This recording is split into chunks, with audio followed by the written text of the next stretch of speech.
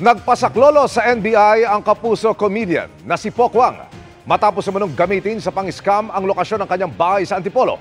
Sunod-sunod daw umano ang kumakatok at nagsasabing address niya ang nirentahan nilang staycation resort. Narito ang aking pagtutok. Blessing kung ituring ni kapuso comedian Pokwang ang naipundar na bahay niyang ito sa Antipolo. Pero kamakailan, may gumagamit ng mismong address at pinned location ito sa tinatawag na staycation scam.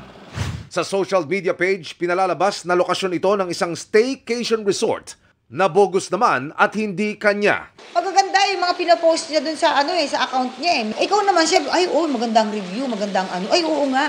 Ikaw naman, maiinganyo ka talaga. Pero wala talagang ganong resort.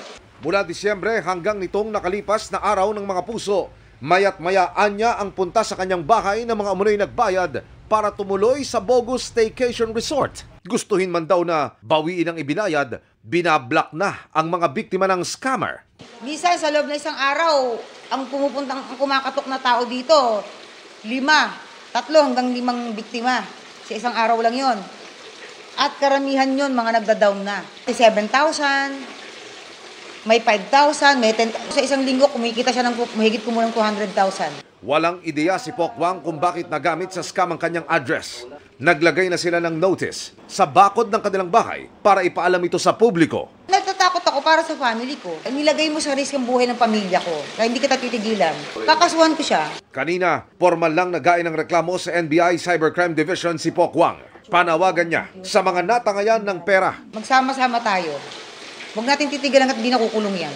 Ang NBI nagpaalala sa publiko para hindi mabiktima lalo't patok ang staycation ngayon. Kailangan mag-book sila sa regulated platforms natin. Since they are regulated by our government agencies, nakakasigurado po tayo na mabubook natin.